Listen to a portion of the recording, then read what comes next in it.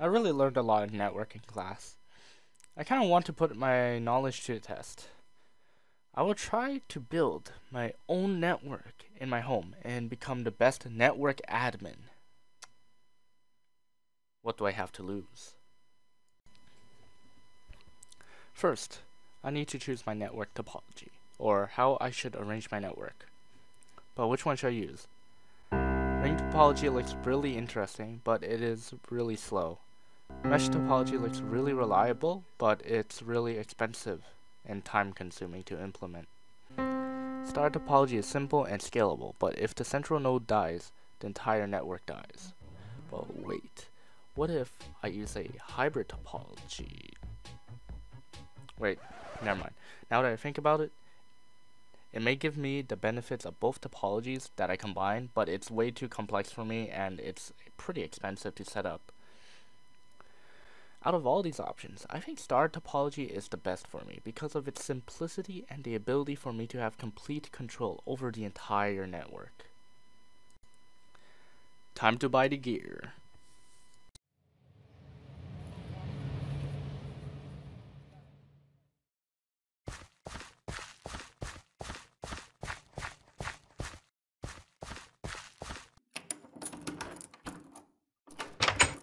I went to Best Buy and bought some networking gear. Time to place my router and my switches.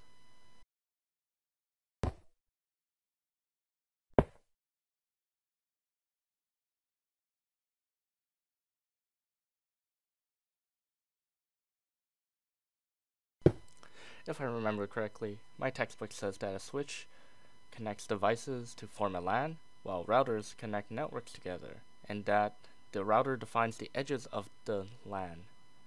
I'll make sure that I have my router set as my default gateway so that my devices can communicate with other devices on other networks. A router is needed for my network since it can connect dissimilar networks together, such as a LAN with a WAN, as well as calculating the best path for data flow. I could also build my own routing table so that I can control the paths that my data flows towards. To connect my networks and my devices together, I should use an Ethernet connection because it allows more throughput for a good price, all while being reliable and adaptable. But what standard of Ethernet cable do I need? I do have gigabit Ethernet, so I would need at least a Cat5e cable. And since I'm broke, I should get a UTP cable rather than a STP cable. Since I won't be using a long Ethernet cable, noise and signal degradation shouldn't affect me too much. Not to mention that UTP is usually cheaper than STP. I could have used coaxial cables, but they're bulky and they need to be grounded, or else the signal will degrade. I also would have chosen fiber optic cable, if only it was cheaper than the copper alternatives and if I actually needed to transmit data over kilometers. Time to connect everything with my unorthodox method.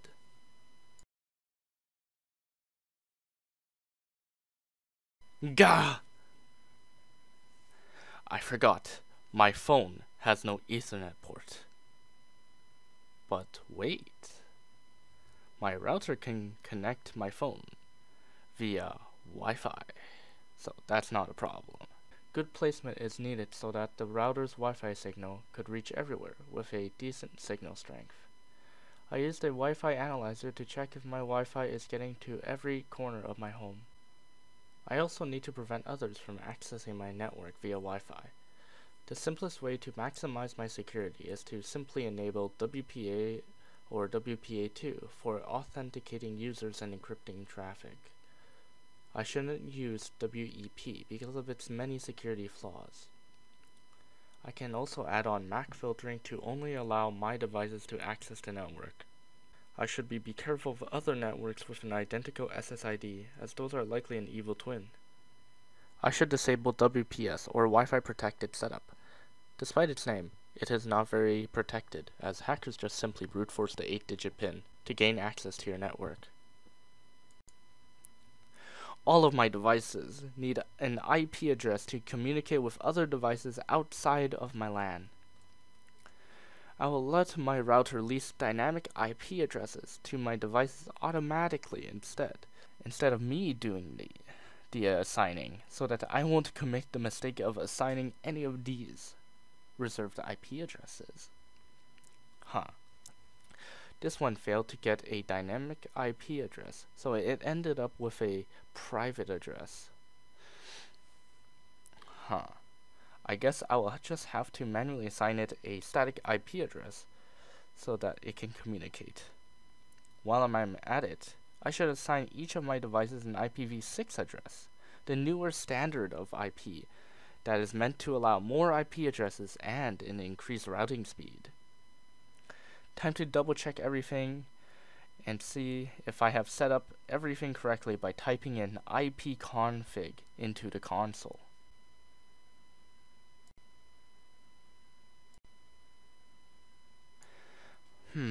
I bought this supposedly a Cisco network interface card from AliExpress for $2, but I doubt its authenticity. Good thing I learned about MAC addresses in my class. I will install the NIC into my laptop and check its MAC address. If I look at the first 24 bits, I should be able to identify the manufacturer to check if it's truly made by Cisco. The last 24 bits identify the device itself.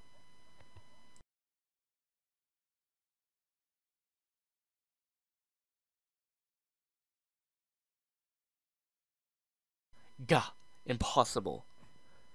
A quick search reveals that this is actually made by Huawei. At least it works though, I guess. This computer is not connecting to the network for some reason. Good thing that my class taught me how to troubleshoot effectively using the 7-layer OSI model. I think I should briefly review the OSI model. Starting at layer 7, the application layer. This is the layer that receives information and provides utilities that are used to present the data. Next is layer 6, the presentation layer. This layer translates and modifies data so that it is presentable to the next layers. Next is layer 5, the session layer. This layer creates and manages sessions when two devices need to communicate with each other. Next is layer 4, the transport layer. This layer is responsible for the coordination of data transfer. It figures out the who, where, what, how for the data being sent, as well as transporting the actual data itself. Next is layer 3, the network layer. This layer moves data from node to node until it reaches the destination. Next is layer 2, the data link layer. This layer is almost like the network layer, except it transfers data between two devices on the same network. Then next is layer 1, physical layer. This layer is only responsible for sending bits via wired or wireless connection. Alright, time to start troubleshooting. Oh, it's just a loose cable. Well, problem solved. Wait, let's rewind a little bit. What is a port number again? Ah, yes. A port is a number assigned to an application or some service on the local computer so that it can receive data. It's like how an IP address is used to identify a computer on a network, but the port identifies a service on a computer instead. Something closely related to a port is a socket, which is simply an IP address combined with the port number. They're just separated by a colon. Well-known ports are ports that are assigned by the IANA, or the Internet Assigned Numbers Authority. They're given to well-known services such as HTTP or FTP. Registered ports are ports that can be used temporarily. However, default use of these ports must be registered with the IANA. Dynamic and private ports are ports that can be used freely. Now that I think about it, I should probably segment my network. That means that I break up my network into smaller networks. This will improve my network security and speed, as well as simplify the troubleshooting process. I will use subnetting to split my network into 2 subnets. One for the PCs and one for, well, everything else. Calculations for subnet take too long for this video, so here's a speed run.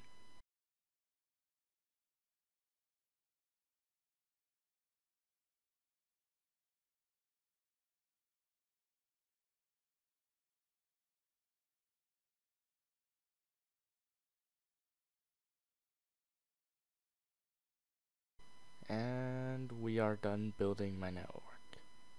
That took a while. It would be a shame if I would have to maintain and build a second network. Wait, what is this? I received a job offer as a network administrator and I start right now. Allow me to teleport. So, I am now tasked to maintain a certain company's DNS server. These DNS servers are convenient because without them, we would be typing in IP addresses to visit websites. DNS is a large network of name servers that contain namespace databases spread around the globe. Namespace databases are where computer names and their associated IP addresses get stored. So now that I am a network admin, I should assess the security of the network. I should test how secure the network is by conducting a posture assessment. A posture assessment is an examination of the network to find weaknesses in its security. I'm going to pose myself as an attacker and conduct simulated attacks on the network to find weaknesses. I will do unauthenticated vulnerability scanning. I will scan for vulnerabilities as a person from outside the network. Using a scanning tool such as Nmap, I can find insecure ports, software, and firmware that must be patched, and permissions to be restricted. I should test the networks against various types of risks. My first test will be with technology risks. As the name suggests, the risks are risks that are technical in nature. Some examples are denial of service attacks, and its many subtypes, DNS poisoning, ARP poisoning, and man-in-the-middle attacks. My next test will be against malware risks. Malware is simply any program or code that is intended to harm a system or its resources. Examples of malware are Trojan horses, viruses, worms, bots, and ransomware. Finally, my next test will be against people risks. More than half of all security breaches around the world happen because taking advantage of people is often way easier in accessing a network. The most common method of accessing a network is called social engineering. It is when an attacker uses social relationships to gain access. Common methods of social engineering are phishing, baiting, quid pro quo, and tailgating. The best and only way to prevent social engineering is training and awareness of these attacks. Now I will check the physical security. I will try to walk around the building and spot the security used. There are many different methods to prevent access to specific rooms, such as deadbolts, keypads, access badges, or biometrics. It looks like we use keypads for the more important rooms. Despite our security, breaches will still happen. So we still need a system to detect intrusions. Some devices used for detecting intrusions include motion detection, video surveillance, and tamper detection. It seems like we use cameras for surveillance. So we are done.